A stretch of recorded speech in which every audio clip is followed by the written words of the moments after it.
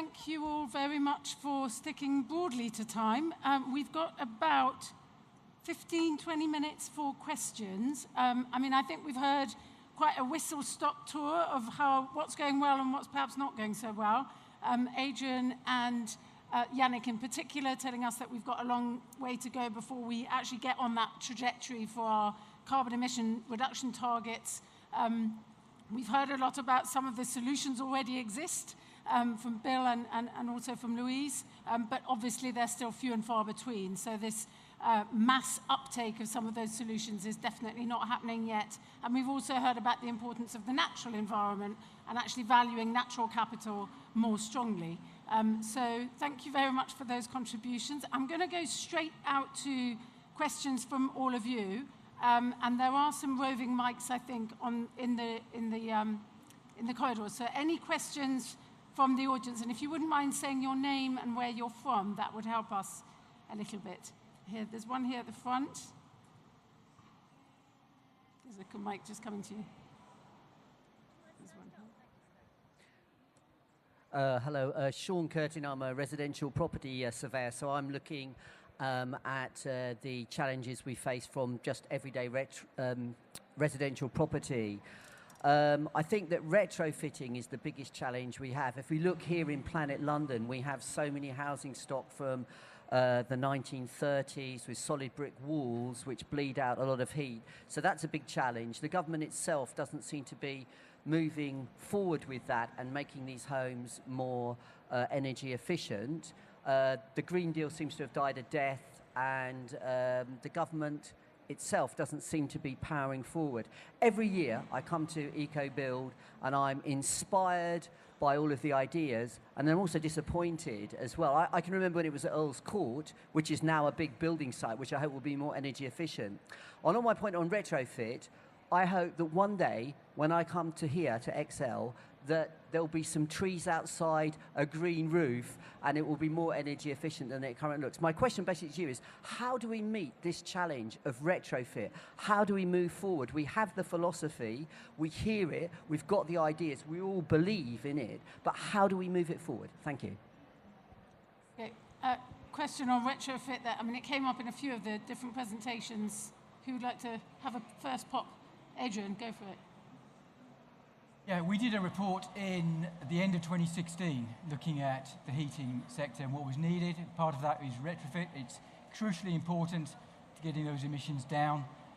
In terms of the scale, it's bigger than what we need for new build. We need a policy which is designed to reflect the important times when people make decisions. And that is potentially about when they're taking action to improve their housing for other purposes, or when you're moving house. And we need to target incentives at those times. That's partly why the Green Deal was a failure. It was also too expensive in terms of what was on offer. So how you do it, we're waiting for the government to come forward with plans.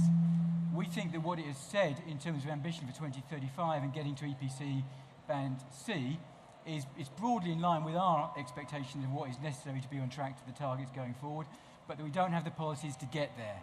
So that could be policies around low interest loans. It needs to be targeted at the time people are making decisions. If those don't work, those kinds of incentives don't work, then we need to move to a regulatory approach. Jannik, you wanted to make a point? Yeah, I think the really key point with this is scale. Just to put it in context, we should be retrofitting one home every minute from now until 2050. That's the scale that we need to be delivering this at.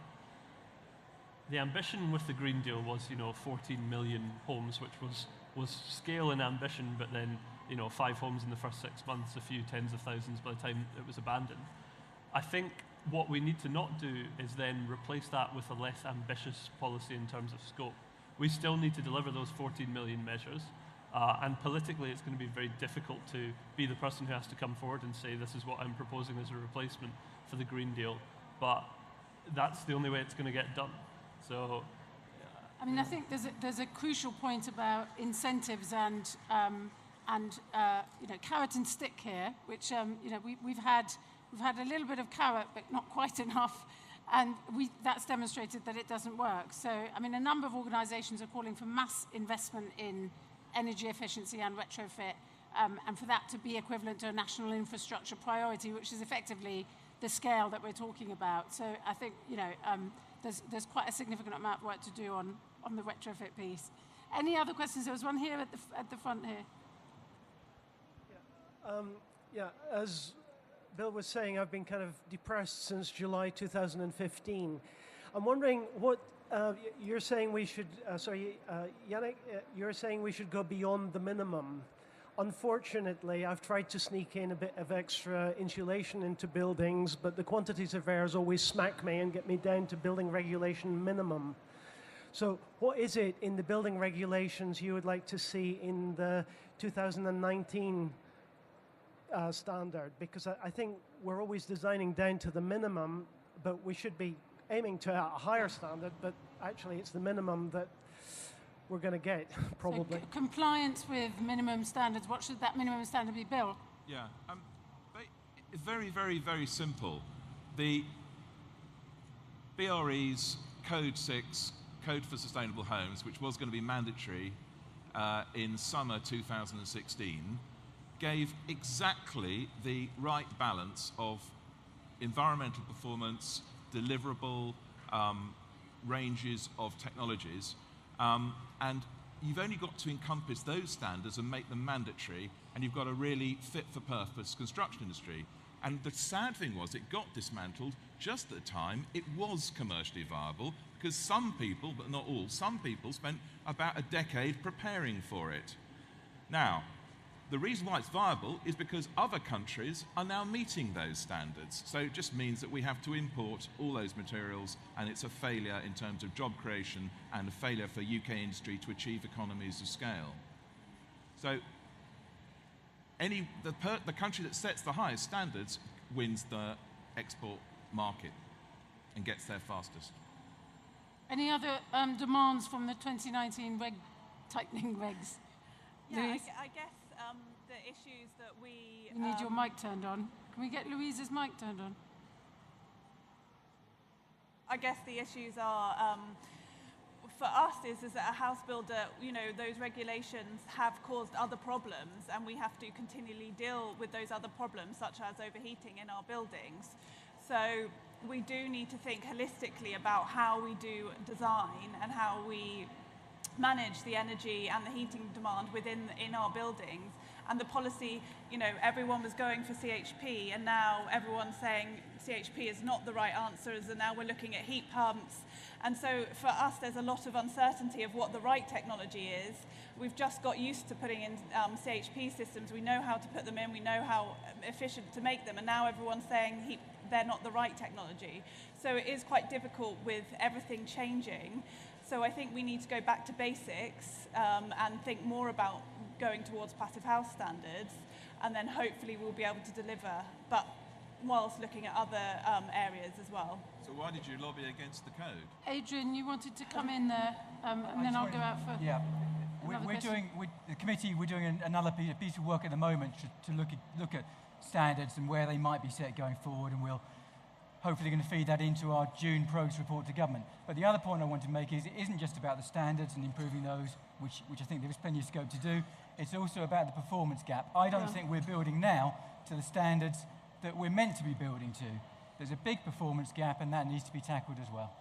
Yeah, very good point, well made. Let me just go out to just take one more question, because we've only got 10 more minutes, and then maybe you can answer it with... Thank you, Chairman. Michael Stock from Imperial College. Some years ago, I did some work for the National Audit Office, which confirmed exactly what Bill Dunster has said about the abolition of the code. The evidence was quite clear that the government had been lobbied and that the impact assessments were not sufficient. My question, though, is not about despair, which comes so easily, or about optimism, which is irrational, but about hope. Is there any hope at all that the enormous gap which has been created by the lack of leadership within the government can be filled by the new metropolitan mayors at a more local or regional level in the UK? Great question. Would anyone here?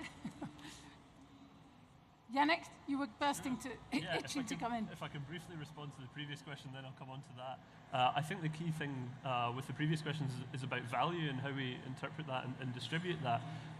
There is a value in that extra installation going in to the person who is going to live in that home. And at the moment, that isn't captured in that process. And it's not in a way that then someone can justify that decision. So we talk about value engineering out these options. Well, value to who and over what part of the project's lifespan? You know, once that's in operation, that will be generating value.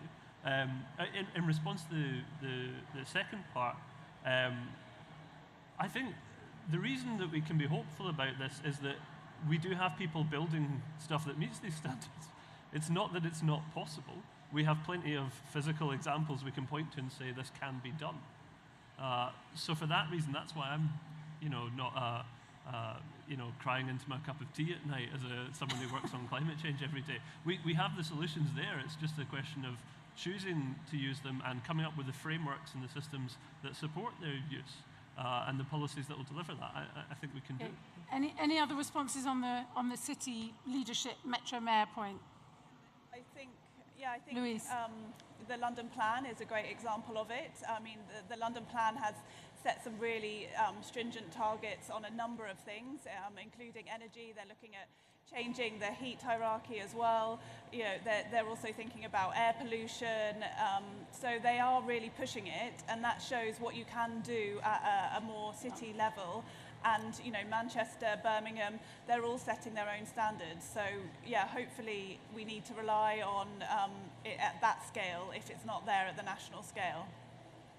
Okay, so now we have just over 5 minutes left, and I'm going to ask each of you to give us your one key ask, your one recommendation of action. So if you can frame it as a bit of a call to action with a target stakeholder group, whether it's government or city leaders or whoever, that would really make this gap diminish and move the needle to really accelerate progress going forwards. Louise, shall I start with you?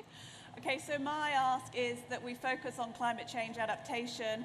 We look at the whole of sustainability.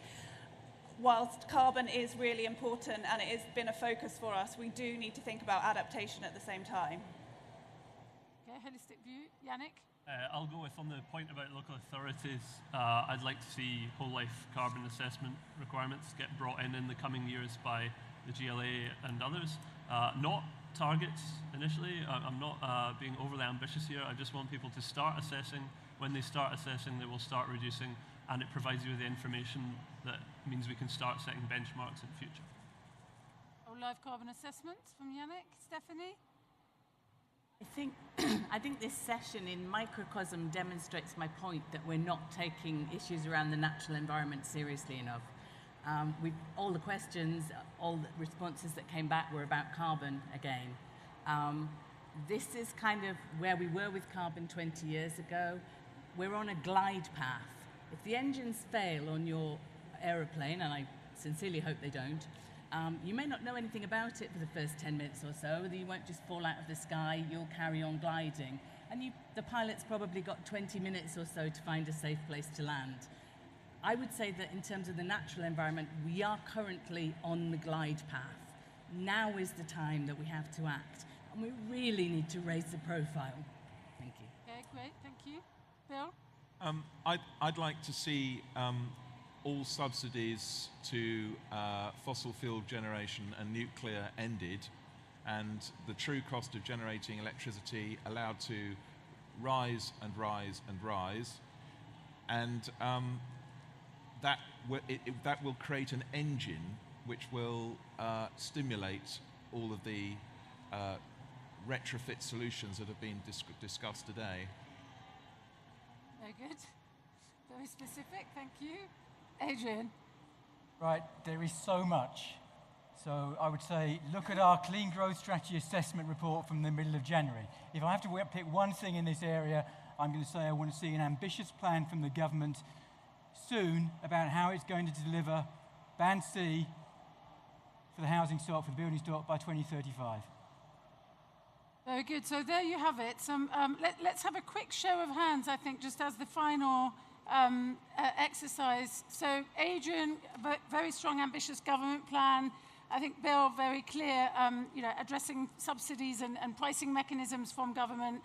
Stephanie and Louise both making a plea for the natural environment to feature much more strongly in the sustainability approach being employed by business and government. And Jannik, a plea for local government primarily to use whole life carbon assessments or to require them. So let's have a show of hands for Adrian and Bill, and who thinks that government has the greatest responsibility in this space to make us really move forwards. Quite a significant number on your side. Who thinks local government has a very significant responsibility? Interesting. Much fewer hands going up on local government. And the industry and the developers and business at large? Even less. So I think we have a very, very strong government. We need leadership from government audience here. I don't think any of us would argue with that. I would personally say I think we need leadership from absolutely all of those target stakeholder groups. Central government, local government and planning authorities, absolutely we need that city leadership. We need businesses within the built environment industry, but also businesses that are not in the built environment industry, that are occupying space, and individuals, residents, customers, like every single person in this room, to show leadership by showing what the demand for more sustainable buildings is. So I don't think there's any one solution, but I think leadership required from all. So hope you've enjoyed the session. Thank you very much for coming this morning and listening. Thank you very much to our panelists, and enjoy the rest of ecobuild.